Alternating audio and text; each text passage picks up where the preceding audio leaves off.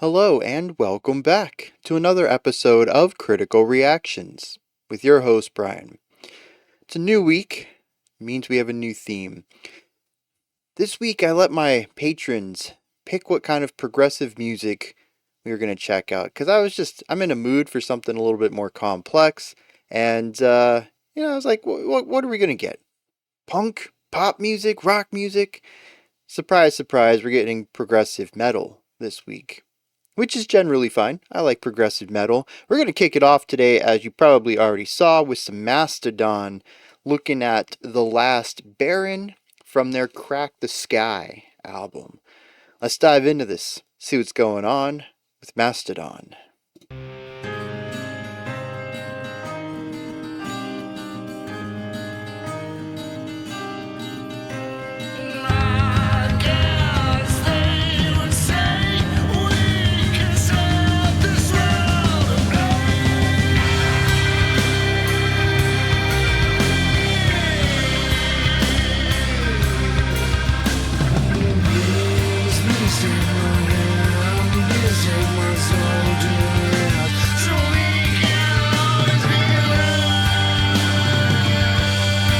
I love the expressive drum work, constantly sneaking in little ideas. The acoustic guitar work on top of all the electric guitar work is a nice change.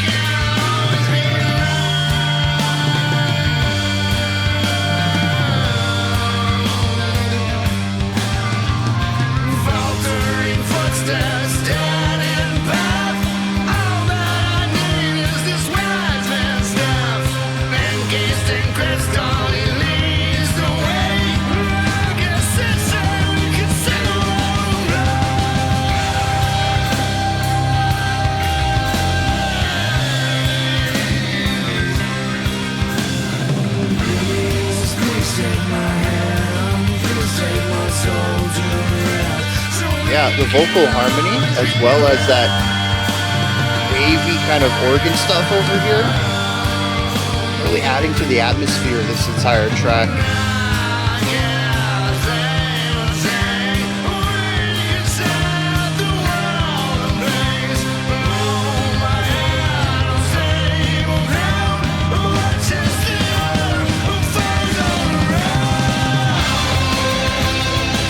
Ooh.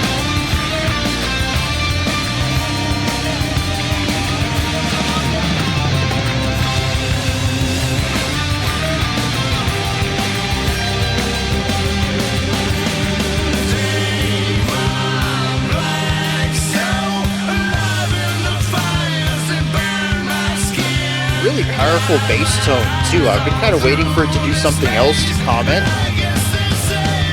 but the tone itself sounds great.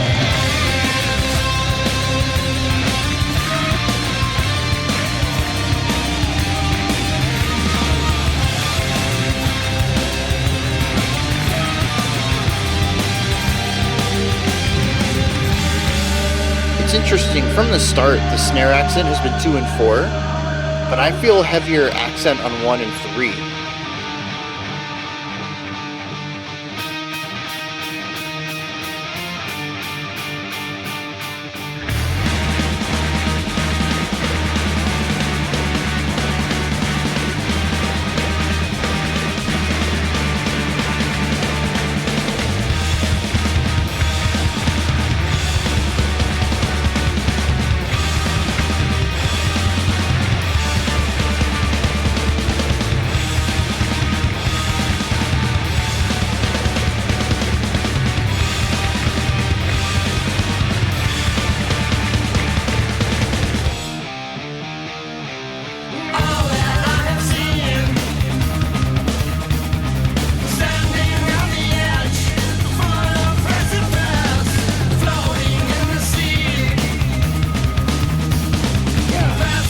That's a fun 3. because the last beat of it feels like it rushes.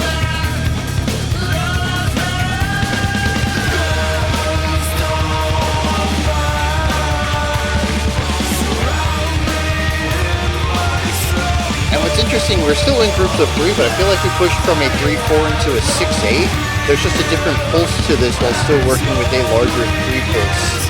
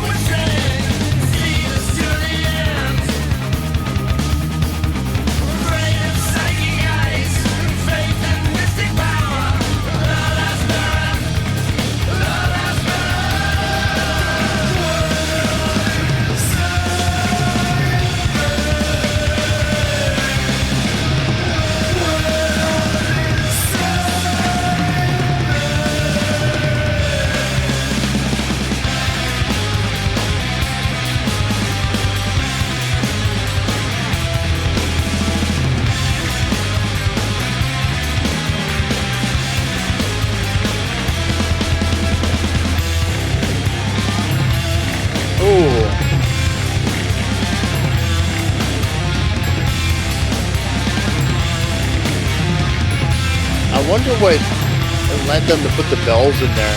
It's such a small part, but it adds so much.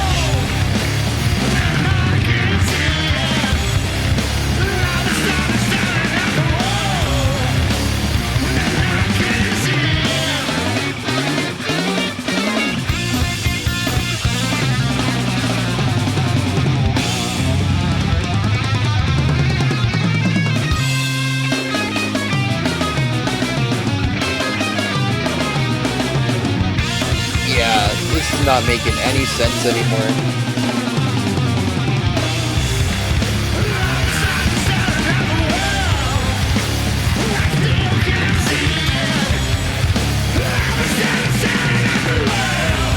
All right.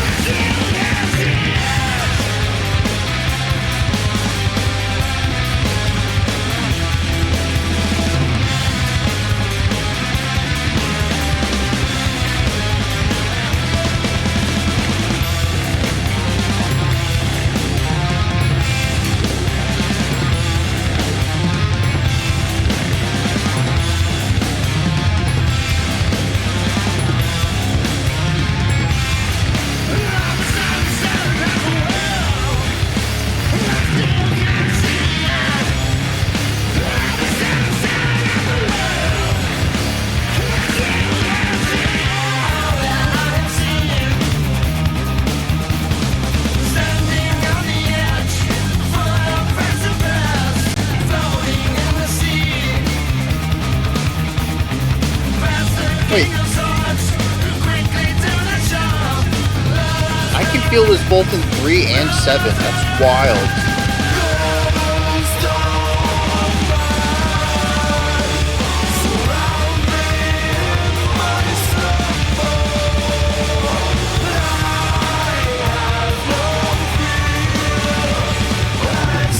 I love the harmony on this. I know it's the second time they've done this. I didn't comment on it last time, but it's very cool.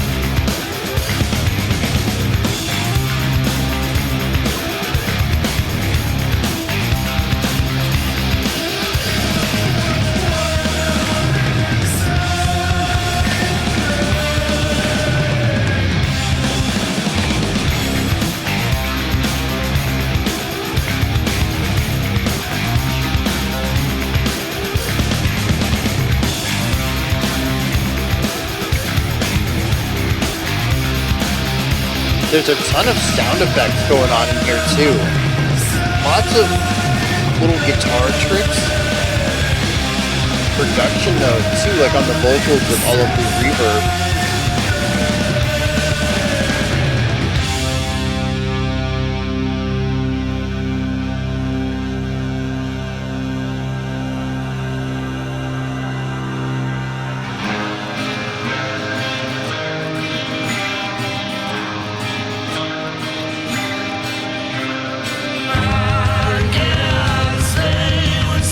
So this is actually a section that we've heard before, but in a different, lighter feeling that takes it into a new section. That's cool.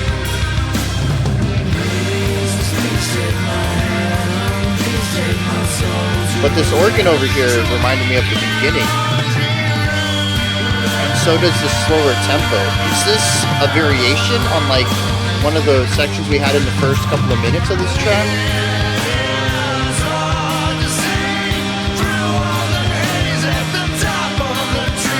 Oh, that's the same bass. So this is the intro.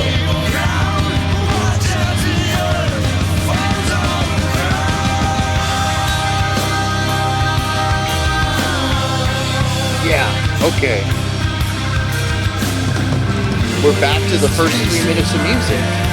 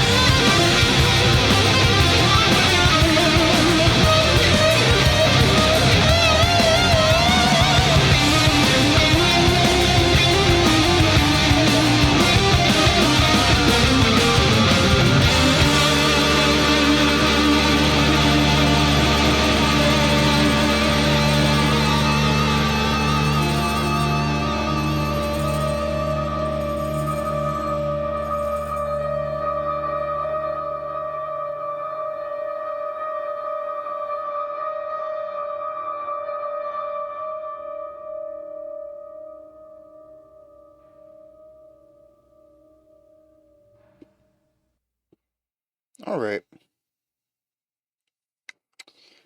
Yeah, this is I have a mixed opinion on this subjectively.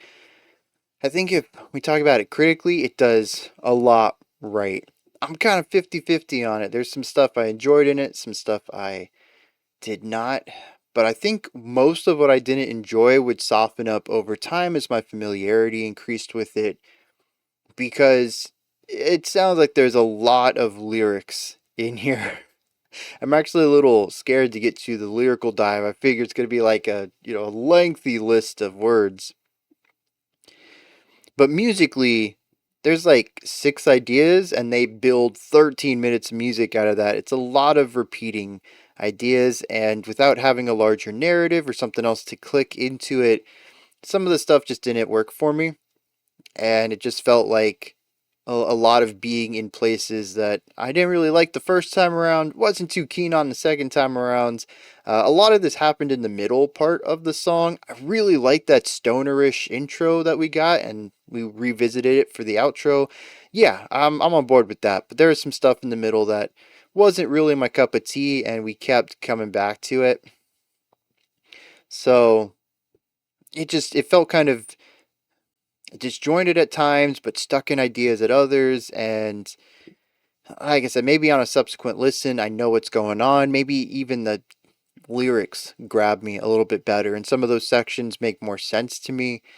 It might, my opinion might change on it, but on a first time listen, I definitely got lost around minute 7 or 8 or 9, somewhere around there. I was like, okay, this isn't for me. But like I said, there is a lot of cool stuff going on. I want to focus on a lot of this too. Just kind of give the song some praise. Y'all know I'm not too big on just trashing something, even if it's not my cup of tea. These guys are riff masters.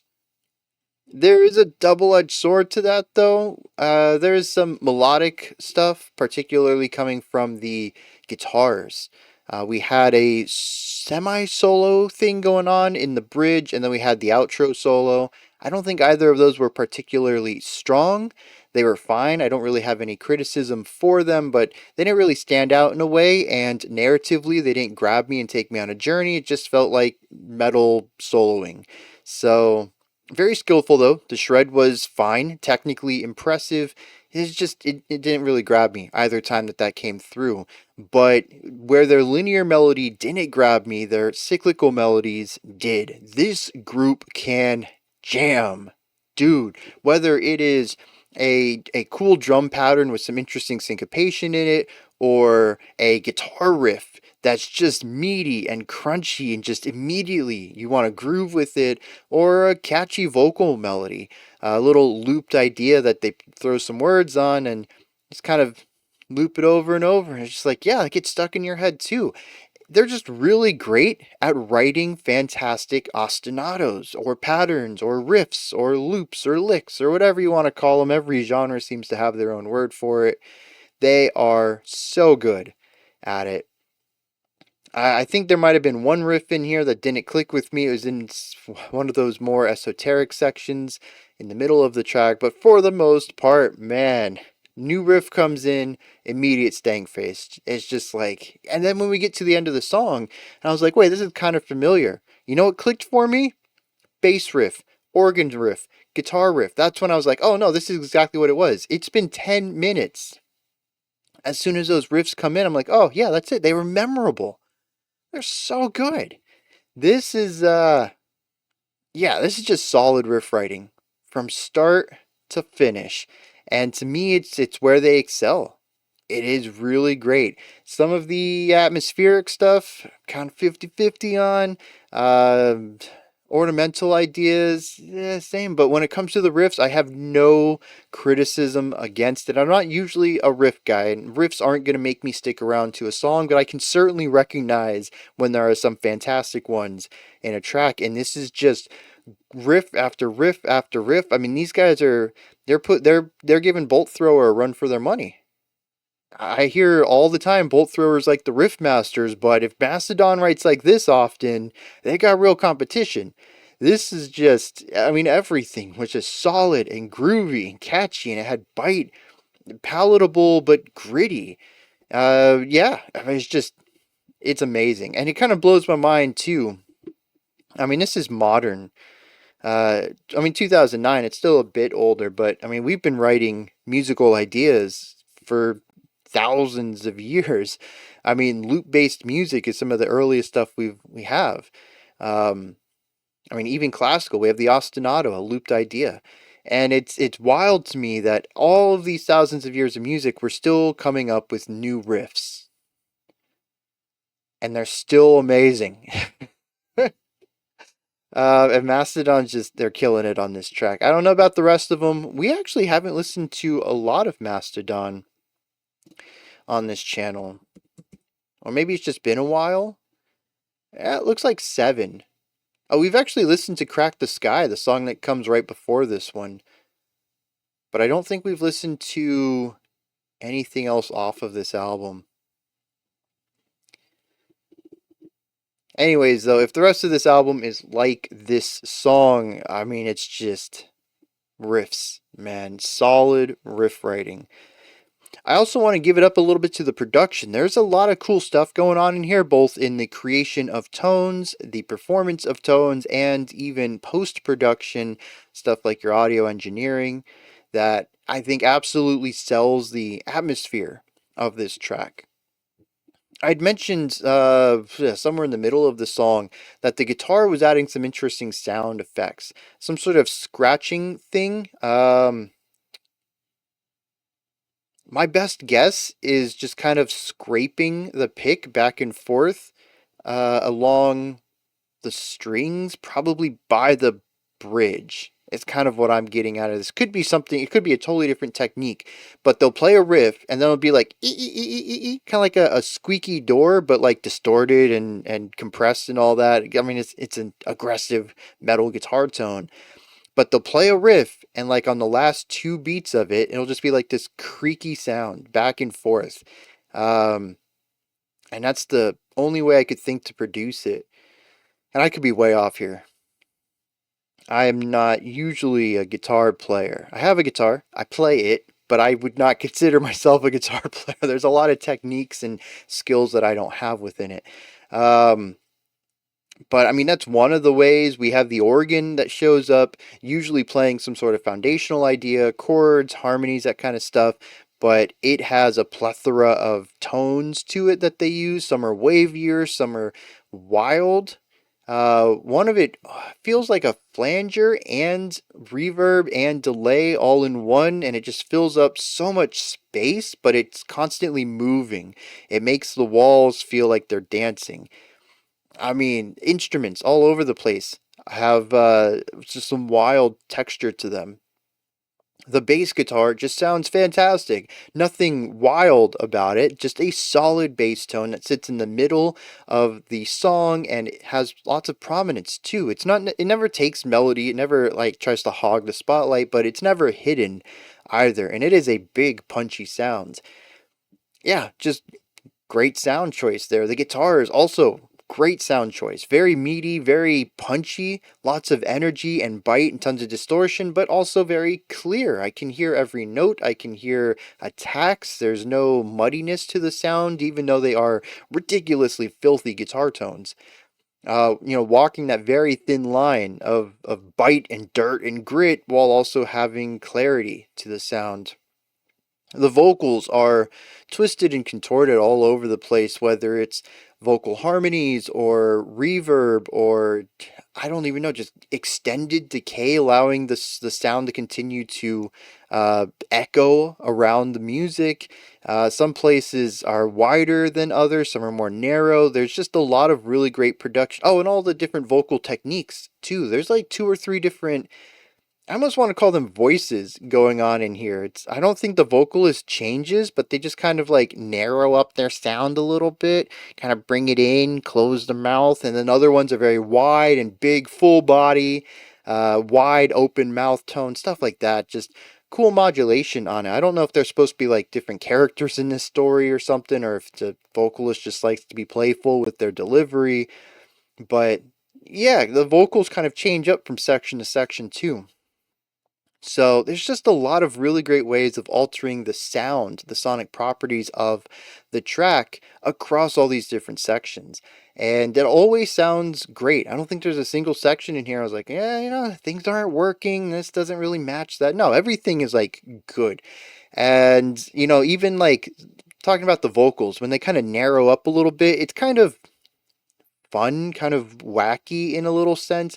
I don't think it goes into like full blown Saturday morning villain, like way over the top wackiness, but yeah, it gets kind of unusual, I think would be the term for it. But at the same time, that's when harmonically we go into those really weird chords and keys.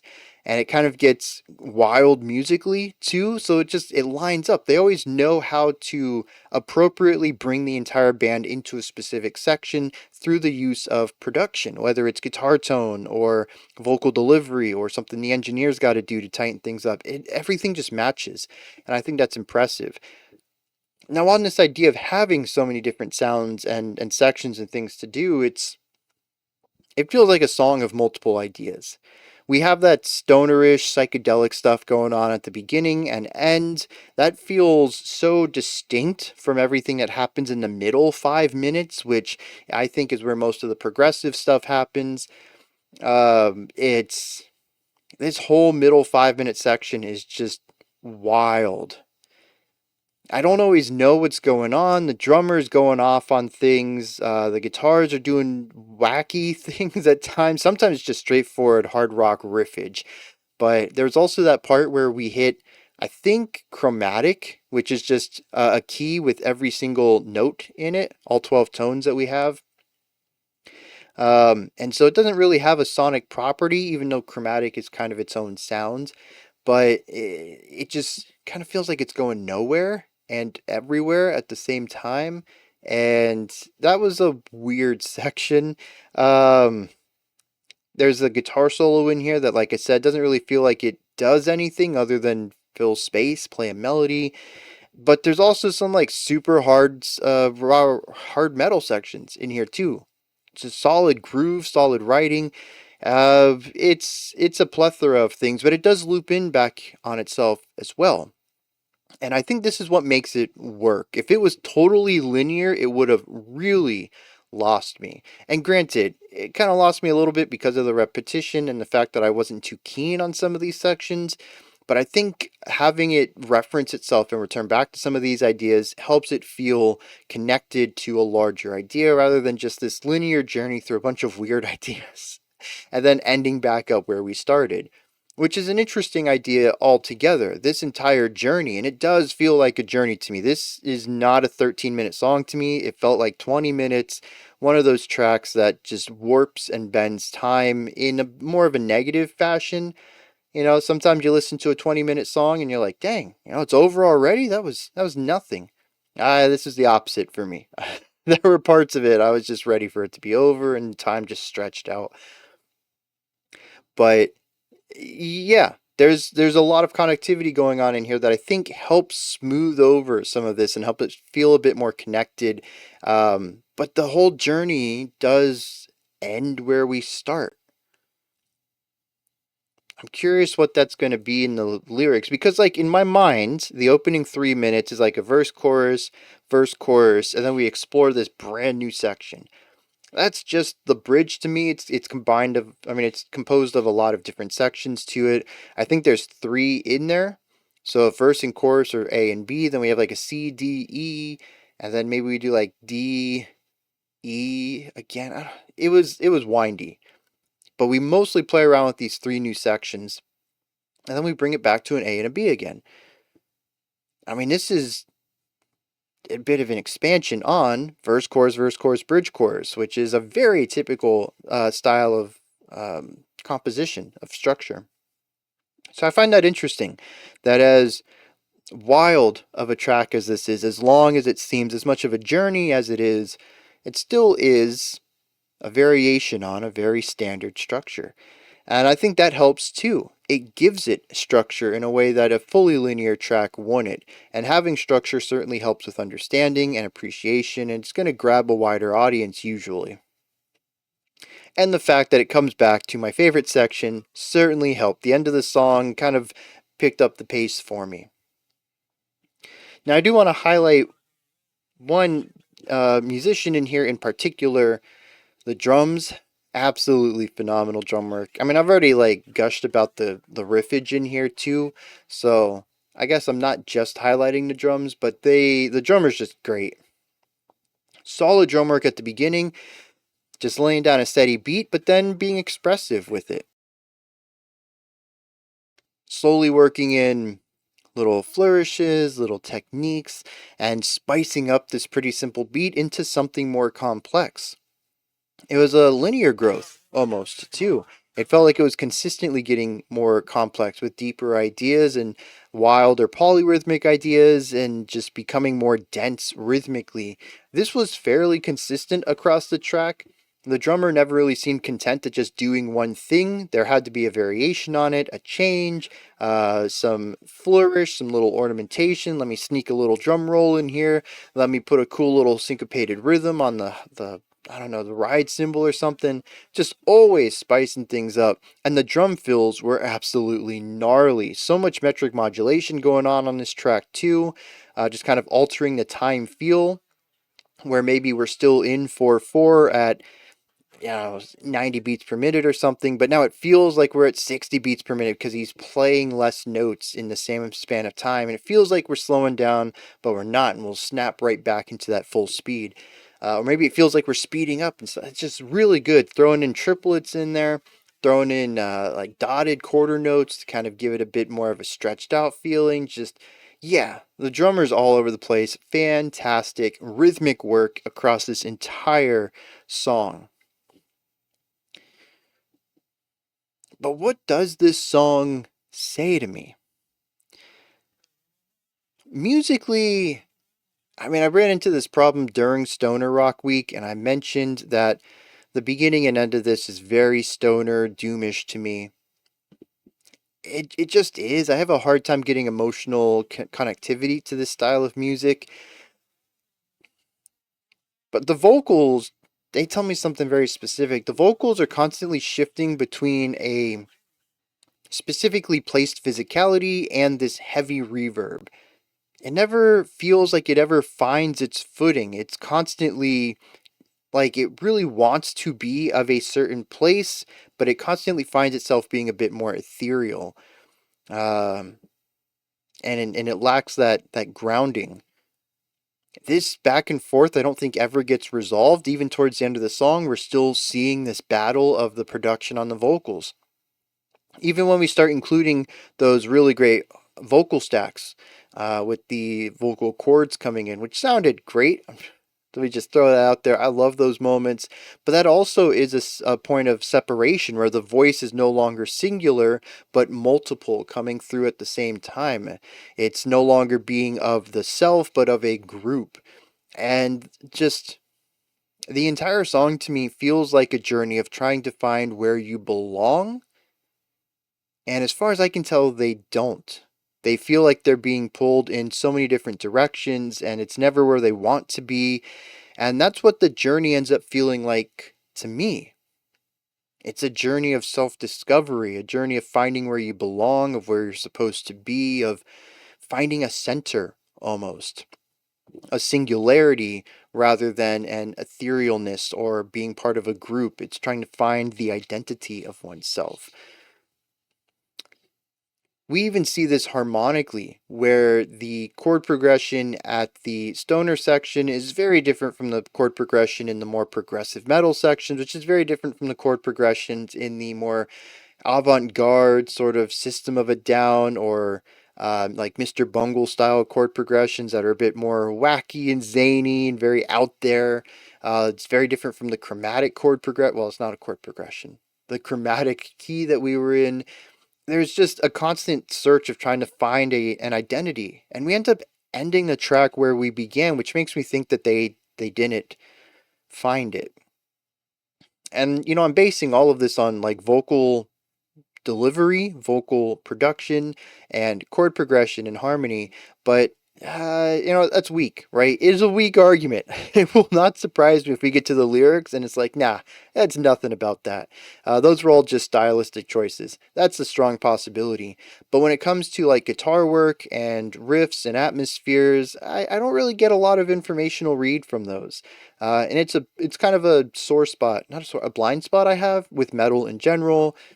It's, unless it's like atmospheric metal, black metal's really great at this. The lighter side of prog metal, I guess like moving into prog rock, I think they do atmosphere and emotion really well.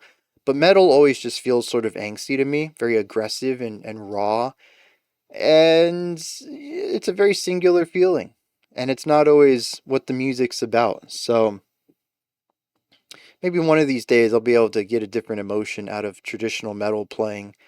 But yeah, that's not today. And this song just kind of feels angsty to me from start to finish, aside from, like I said, the stoner section at the beginning, which I don't really have a strong read on. It's just groovier than everything else. And it's such a vague thing. You can really interpret anything out of, hey, it's groovier. What does that mean? They're going with the flow. Although, we also have the very ethereal, reverby vocals there too. Kind of like spiritual, meditation, like a lack of placement, right? the voice is everywhere, and it's just permeating everywhere, and you're also relaxed. It's kind of like a sense of being a spirit or something. I'm probably really reading into that though, because that doesn't really work with any of the other things I suggested. Let's just dive into some lyrics here. Maybe we can see if we can back up any sort of musical story knowing what the lyrical one is. Alright, this is going to be quick because I don't have a very strong grasp on this for a good reason. I don't think it's because of the lyrics, which are fairly straightforward, but it's a concept album, and this wraps the concept album up and it explains the final journey of the main character. And yeah, there's a lot of stuff that I think requires a little bit of context to fully appreciate. But it says that in The Last Baron, it shows the protagonist growing weary due to the extended time he spent out of his body, leading to the very real possibility of death. Rasputin does everything in his power to bring the protagonist home safely. The conclusion, though, is unknown by most fans. Some speculate that the protagonist returns to his body. Others say, oh wait, yet his body has been buried in his soul's absence and dies shortly after anyways. Others say that he returns to the body and is unable to stare at the world, as he can no longer astral project, but he is safe and alive. So, when I read it, I didn't really have much of a conflict on the ending, but honestly, I didn't really understand what was going on at all. There's parts in here that are obvious. It's stuff like, please take my hand and take my soul to rest. This idea of dealing with death in general. But there's also a feeling of trying to find the path home. It says, faltering footsteps, dead end path. All that I need is this wise man's staff, encased in crystals that lead the way. I guess they say we could set the world ablaze. Talking about having someone guide their eyes all through a maze. He says, take my soul and guide me through this maze. So there is a bit of a spiritual element of trying to find a home. I could never have ever come to a conclusion that it was about astral projection and trying to find your physical body again, but I definitely got a bit of a spiritual element going on. Now, most of that is the A-B section. The bridge makes very little sense to me. We have stuff like cyanide he craves coursing through his veins, providing him with strength to see this to the end. I'm not going to say that I'm much of a chemist. I don't know all that cyanide does, but I'm pretty sure it doesn't give you energy to see something through. I'm pretty sure cyanide is pretty quick acting and fatal for humans. So, like, that line makes no sense to me. It says he's afraid of psychic eyes and the faith in mystic powers of the last Baron. Again, I think I'm missing context on that. It says, all that I've seen standing on the edge, the foot of precipice floating in the sea, past the King of Swords, quickly to the shores, the last Baron. So they have this bird's eye view and they can see long distances and they see the last Baron through all of this. Again, I'm not sure what all this is supposed to mean other than the protagonist has wide-reaching vision here. Ghost of man surrounds me in my slumber. I have no fear, as your wing is my shelter. The wing of what? The wing of death, maybe? I don't know. There's a constant call for asking someone to save me.